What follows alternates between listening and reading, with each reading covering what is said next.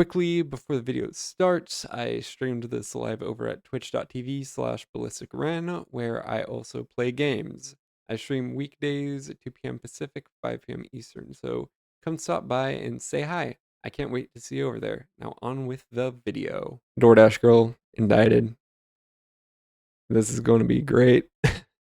I mean, I've heard of this. So, yeah, I've heard of this story, and, yeah, I'm not on her side. I never have been. There's allegedly, I'm not sure, since I last heard about this like a month ago, maybe. I'm not sure if there's any new things like released to the public. They say there's Ring doorbell footage and all that, but let's get into this.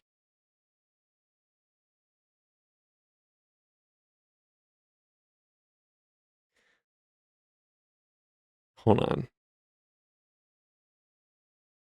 You're the victim. By the way, this is Legal Mindset, so, go check out his stuff. But you're the victim. My understanding, and this isn't even coming from a particularly political aspect of it. I've watched the channel Atozi. I might watch. I think I'm gonna do one of his videos later in the stream. But my understanding is you're not the victim. You entered a man's house willingly. The door was maybe ajar a tiny bit, and he was passed out. Even if his door was open enough for you to just peer in and see him accidentally, which my understanding is that was not the case. But there's still this expected level of privacy. He is unconscious, and he has the right to do in his own home whatever he wants. You opened up the door, came in, and did all that stuff. You're not the victim. Stop acting like the victim. But because that's not convenient to your whole deal, because it makes you look like rightfully guilty, you're not going to admit to that.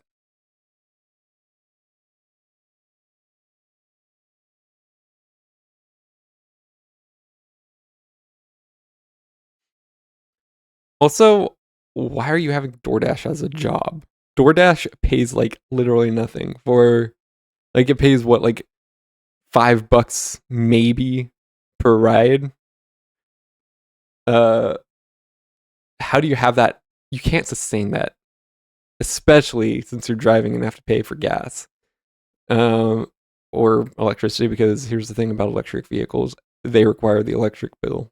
But oh, this thing's muted. I forgot to unmute. Let's start over. Hey guys, I just lost my job. The police are doing nothing. This is a man's world. No, it's not. I'm the victim. No, you're not. Remember, I'm the I forgot. victim. Sorry, my bad. You are right. Olivia Henderson, aka Doordash Girl, is absolutely finished after her criminal indictment has come down, and now she's going to have some major legal consequences. We're going to talk about that today on The Legal Mindset. We teach you to be rightfully so. She entered a guy's home uninvited. That is trespassing. She filmed a man in a compromising position, especially. She probably could take the fall for sexual assault, in fact. SA, whatever, sorry. I'm not sure what I can say and can't say. I'm tired of, these stupid restrictions. But you're not entitled. You can't just go up, record someone, and then get away with it. Own judge. I'm Andrew Esquire, American attorney. This is a Fast Facts video, the quick and dirty version of the latest let's hear it. Legal news. So for those that may have missed it, this is our defendant here today, Olivia Henderson. She is the Doordash girl, and she became quite famous when she entered she essentially pushed open the door. In the original video, she opens the door. Yeah, if she... Where is this, like... Gee, you're posting your crimes, you're self-reporting. What's the deal with that? On a house that she was delivering DoorDash to, and she saw a man inside that was half naked. Now he was passed out from alcohol consumption, as the facts will later go.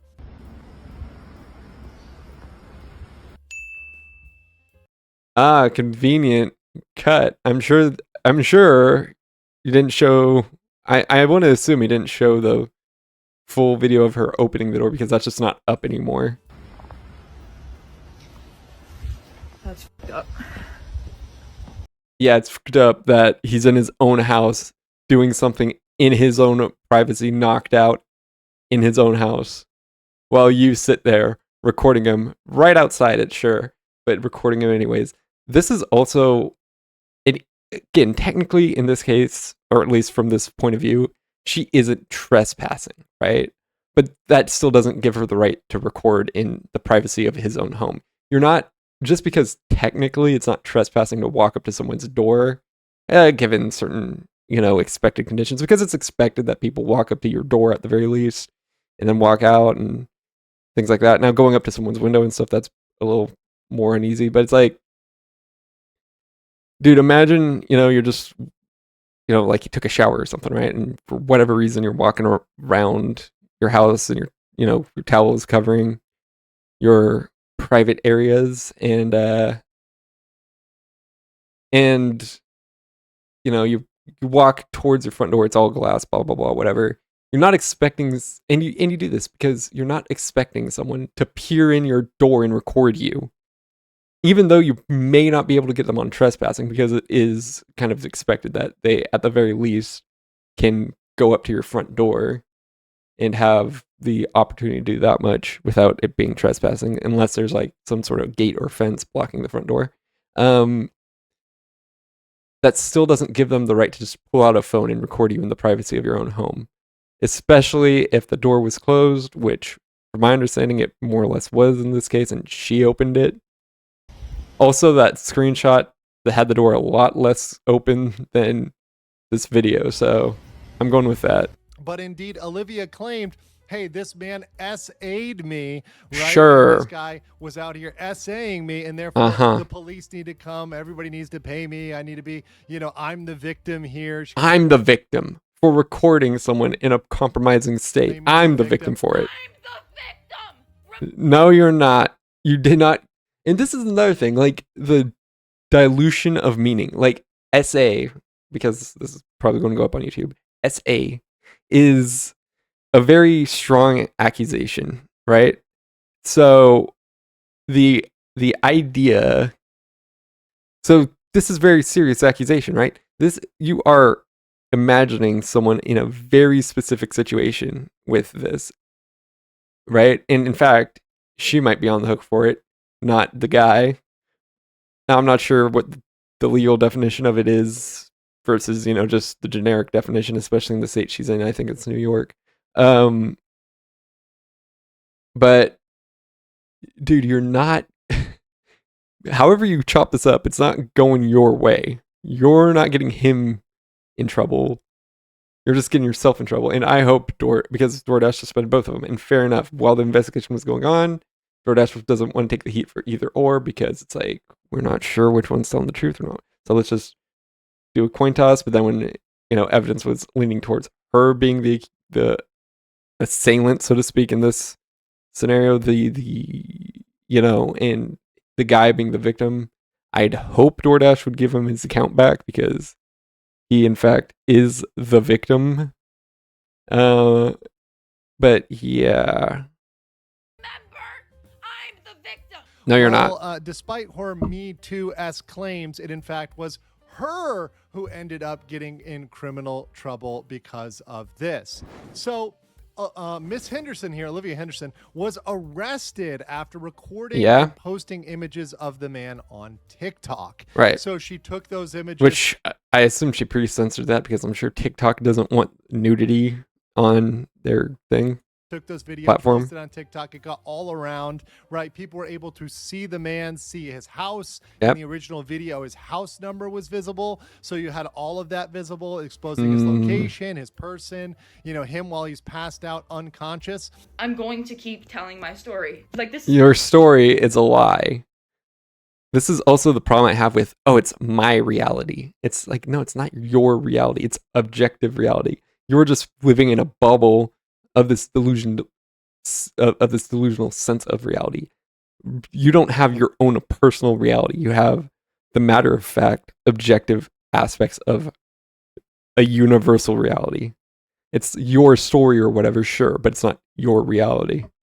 But even then, her story is also completely false. The only justice I'm getting is exposing this man and having posted that video and it has gone viral. Like, now he can live with shame and embarrassment if people have seen He's not going to live. Sure, he's going to live with shame and embarrassment, but not in the way you think he is. it and knows who he is. Or hope he is, even. Or where he, you know what I'm saying?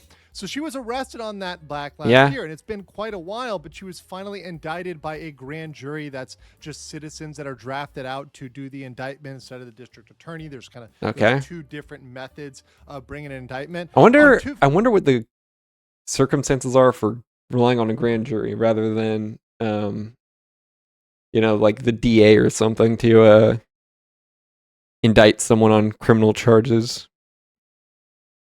I'd imagine there'd have to be something, like, because this is kind of my issue. Like, I understand, because I looked up the logic, I understand the logic of, being judged by your fellow peers and it being a check on government overreach and all that stuff. But at the end of the day, citizens aren't lawyers. Citizens, the average citizen isn't a lawyer, doesn't know law. So their reliance, so our reliance on, Joe Schmo, the car mechanic or whatever, who has like an IQ. Nah, I'm not going to make fun of IQs, but, isn't exactly the most educated man, especially in law. And you're just like, okay, Joe, you're a lawyer now, or you're making a law decision now. Now, of course, it's not as simple as that. Like, I know, like, the judge who is a trained lawyer can, interject on the case, and if the jury's making bad judgments and stuff like that, the judge, as a judge, can make a judgment himself and be like, nah, jury, you got it wrong. We gotta rearrange some stuff here. But that's, to my understanding, and that's kind of a check on itself, which I guess balances out the whole jury thing. But even still, I don't know. I think if you had like a group of people who actually understood the law better, it would work better, more efficiently or something. Felonies, one of unlawful surveillance and another of distribution of the unlawful surveillance image. And that's absolutely huge news, and that's absolutely something that was breaking right now. But one thing that very few people are talking about, we're going to talk about today on The Legal Mindset, is the massive civil liability she now clearly has under New York state law. Let's get right into it. Oh, she has civil liability on top of that. Is that like, I mean, because obviously you could be criminally charged and still walk away with something like a fine or something. They're not necessarily police, but but I assume when he says civil liability, this means strictly lawsuit. So let's look at the indictment and the charges that kind of rolled down. So here you see the file. So yeah, she's what, like 23, 24? From the New York State, Olivia Henderson. That's a really young age to mess up your life. Sure. You see the indictment, the incident was on October 12th, 2025. The arrest was in November by Oswego City Police. Her defense attorney, she's going with the public defender's office. She does not have anything. I assume that's because her or her dad, I think. Because I think she walked out with her dad in one video. I assume they don't have that much money. But a public defender at this point. And obviously the assistant district attorney. Let me just double check that. But a public defender at this point. Defender's office. She does not have anything but a public defender at this point. Okay. And I thought he might have been insinuating rather that she didn't have like the money or something, which is my assumption, because if you're going with a public defender, you can't really, you don't really have the money to blow on private defense, which is probably going to be a little more successful in getting you some sort of verdict that's beneficial towards you. The assistant district attorney is on the other side of that with her next appearance there in May. So all of that's coming up. She's got this indictment, which means, hey, a grand jury felt there was enough evidence to proceed on this, to bring her to trial. And what that also means to So me. is the grand jury actually given like the sufficient evidence? Like the cops allegedly have the Ring doorbell footage of her opening the door very intentionally. Do they get that evidence to be like, oh yeah, she clearly did something? Or is it just like, they say there's this evidence, so we think there might be enough evidence, and therefore we'll indict her, and just leave it up to her trial jury to see the evidence for themselves? Is not only is this going to go forward with felonies, but also there's potential. Because honestly, to me, it doesn't. It's kind of like I can see it both ways. Because if the grand jury sees the matter of fact evidence, it's like, then yeah, why not convict her, right? But at the same time, like just with seeing the evidence, but at the same time, I could see like, well, she has to defend herself. Like she has to give reason to her rationality there in front of the jury, and that's not what a grand jury's job seems to be. Again, I'm not a lawyer, so I wouldn't know that, but from what this professional lawyer is indicating, it seems to be that a grand jury is just there to say, hey, there's evidence, let's proceed with charges. And so if they see the evidence, that would obviously be a much more confident, let's go ahead with the charges. Whereas if they just hear about, oh, there might be evidence, you know, I don't know how to explain it more thoroughly, I guess. But like the logic is if they see the evidence firsthand, then why not just convict her kind of thing? Like why not just have the trial in front of the grand jury at that point? But if the grand jury's only hearing about the evidence and is like, okay, we trust you, police department, will indict her, and then she'll have to face a jury that actually of her peers that actually sees the evidence. I guess the grand jury is also her peers, but you know what I mean. Then yeah, that actually sees the evidence and can actually prove the validity of the accusations. That would make sense too, I guess. I can basically see both sides depending on what the grand jury sees. If the grand jury sees the matter of fact evidence, it's like, yeah, just I don't get why you just don't hold the trial in front of them. But you know, I'm not a lawyer, so what do I know? Civil liability. Now, why do I think that's a big thing? That's a huge thing because this is her first time offense for the criminal charges. Those will probably be light. As much as everyone wants to say this might be 8 years in prison, etc., it won't be. This will probably yeah, probably not. Like if she sees a day in jail outside of any days she's being held during trial, basically if it's not much more than time served, maybe paying some fines or doing community service, something like that. Yeah, it wouldn't necessarily surprise me if she just got that. Because again, first time offenders, especially at least in the US, you know, don't get the harshest. I'm not saying they will necessarily get the lightest consequences, you know, but they certainly won't get the harshest unless they are very like openly malicious. Then the judge will be like, you're not acting appropriately. I'm going to make sure that if you get convicted, you're getting you're actually spending time in jail. Like if you're just like, you know, kind, polite, whatever, and just sit down and take it, yeah, you're probably going to get away with time served and then maybe some community service or fines or something. Whereas if you make a ruckus, it's like, okay, we'll throw you in jail for like 6 months, a year to make you actually face consequences other than don't do that again. You're a bad person. Don't do it again.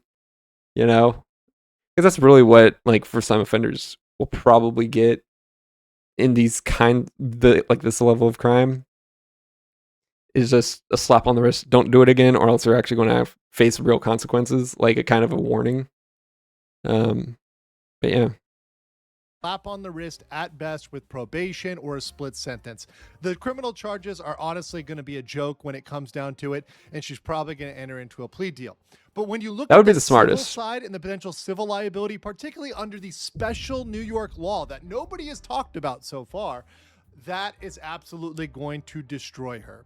So turning over to I wonder what, because I think the bar only is state specific. Like there are like I believe there are federal lawyers that technically are certified by the bar to be federally, certified, but the bar, to my understanding, is like you take the California bar, you take the Florida bar, you take the, you know, Wisconsin bar, Idaho, whatever bar, and it's only applicable to that state. So you're like, you get your law degree in California, you decide to move to Vegas for whatever reason, or Phoenix, or on the other side of the country in, North Carolina.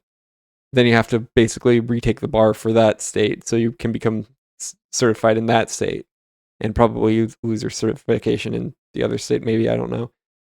That's my understanding. So I wonder which. Now, of course, he's got access to. Now he's more familiar with this New York State court system thing, just probably by virtue of being a lawyer. But I'm curious which state he's registered in.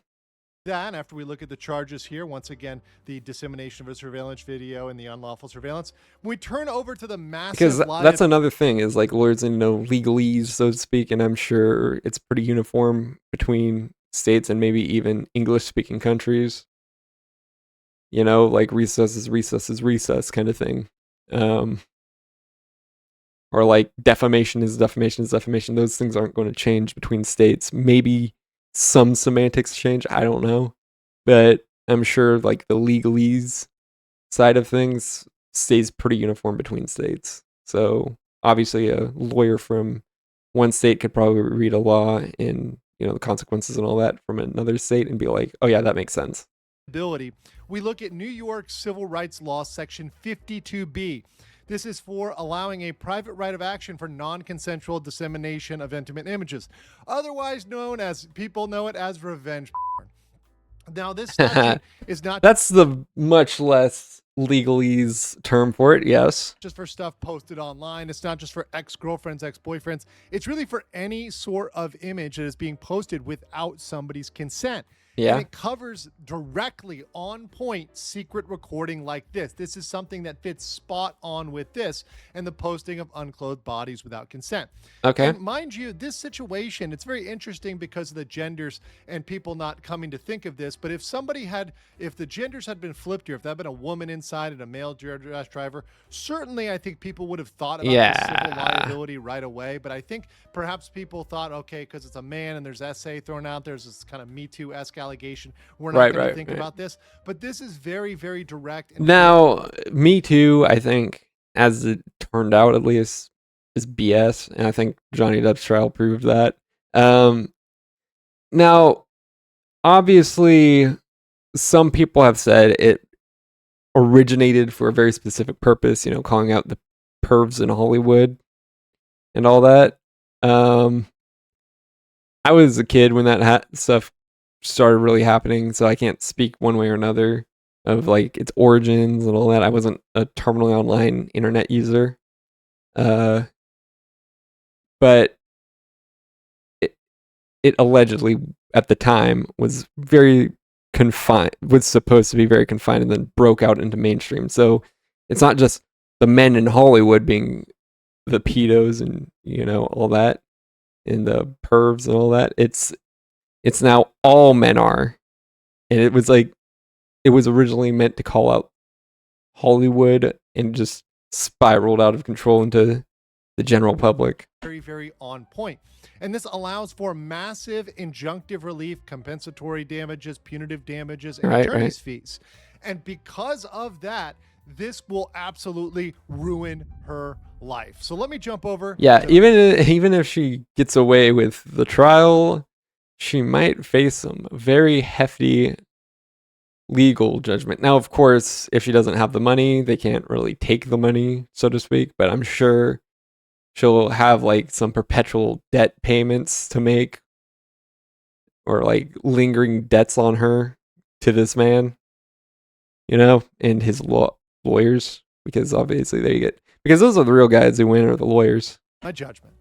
So Olivia is likely going to enter a plea deal or a verdict with a light sentence as a first-time offender. The felonies are not going to land her 8 years in prison. They'll probably get I think even if she didn't get a plea deal, the court wouldn't be that harsh on her.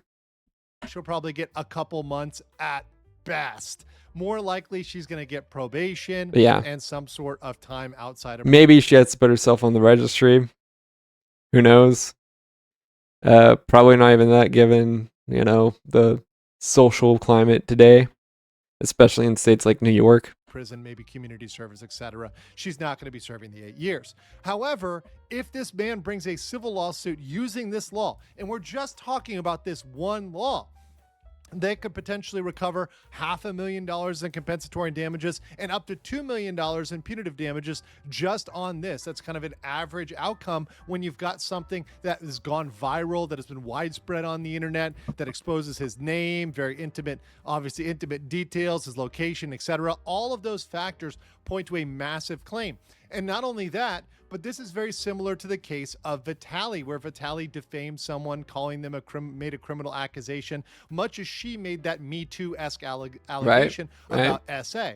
Okay. In that case, and when we're comparing the two, in both cases, you have potential defamation and intentional infliction of emotional distress. Those both apply here. Same in the Vitaly case and same over here. So if you pile that on top of the liability under 52B, you're looking at potential multi-million-dollar lawsuit here that could absolutely ruin her. So I think in my conclusion that she absolutely deserves the maximum punishment. And this is something that needs to happen so that copycats don't try to do the same thing or try to post. I mean, yeah, if I'm understanding that right, he's basically saying give her the 8 years, whatever, and make an example out of her. Obviously that would be a pretty wise choice, like especially given that she's so like prominent. This isn't like some low deal thing where it's like, oh yeah, just on a random Tuesday you hear, oh yeah, someone's being charged with these crimes. Oh well, okay, but again, first time offender, probably not going to get the fullest extent of the law. Obviously there's the whole drama with, because I do watch drama YouTubers on the side, so I do know like Atozy, stuff like that. He was talking about the streamer, the honestly rage bait streamer, Johnny Somali, and he actually did get not the full extent, but some decent punishment. Like I think it was 6 months in a labor camp, because again, South Korea and their punishment standards are different than ours. I mean, Asia is not a joke. Like you can go to jail for defamation, even to my understanding, even if the defamation is truthful. Like they take being offended very seriously there. It seems. Again, I just looked it up. That's all. That's the extent of my knowledge. But yeah, like Japan, South Korea, all these Asian countries, they take defamation so seriously that it could be fully truthful, completely honest reporting by a news agency or something like that, or a news reporter, whatever the case, and the reporter in question can end up in jail because the person who was defamed wasn't defamed, it was perfectly honest reporting, was offended. So yeah, as much as I like certain Asian countries like Japan, I think there are some legal quirks that they've got that wouldn't make me want to move there. Because again, I don't know, I'm just saying something online about someone online, and I'm just saying, my opinion, blah blah blah, whatever. And next thing I know, I get a knock on the door from the Japanese police saying, "You're charged with defamation." It's like, I was reporting on something. It's like, we have our defamation laws. Get effed. Get f***ed. Information online, I think, should be absolutely discouraged. But I want to know what you guys think in the comments below, and I will catch you on the next one. Make sure you guys have got. Yeah, I think she's probably getting what she deserves. All indications suggest. Well, obviously, you can't record someone naked without their consent. That's just, and that's an obvious thing she did. Like, that's a matter of fact thing she did. So she's obviously getting punished, rightfully so. However, like I said, the extent to the punishment, as far as we know, first of all, she's probably going to get off light, but also we don't know whether or not any and all well, I guess there's two prominent charges. We don't know if both charges will hold up, because again, it's obviously the lawyers, any jurors that I'm not sure if the proper trial has begun. I know she went to court and stuff. I remember that. So maybe some jurors already have knowledge on whether or not she actually did open the door, or if it was just ajar. Maybe she opened it a little more to get a better peek in, which again should still be illegal because again, privacy, all that. Which I guess that's the thing. Like, even if, like, it's one thing to walk up onto a door, see someone, and then and then go away. Also, she talking about being traumatized. It's like, first of all, he didn't intentionally do anything. He didn't even do anything sexual. He was just there, right? And he didn't intentionally show anyone anything. So, like, dude, if you're a full-grown woman and get traumatized from seeing a dude's meat, then I assume you're just a forever celibate. You know, like, you can't handle seeing someone's thing. I don't know how. I mean, I don't know who would want to date this woman, but I don't know how you would date in that scenario, because it's like, that's just a part of human life. And again, he didn't like show her anything in any extreme way. You know, it was just him laying there unconscious, and she came up on him. And the video shows her just being like, weird. Like, she clearly wasn't running away screaming in terror. So the whole idea of her being traumatized or anything like that kind of falls apart in that case. Anyways, we got actually. Your cabbage plushies. Does he have anything else to say? Still available now. Oh, this is just his shill. Yeah. Okay, I guess go check out his link. As well.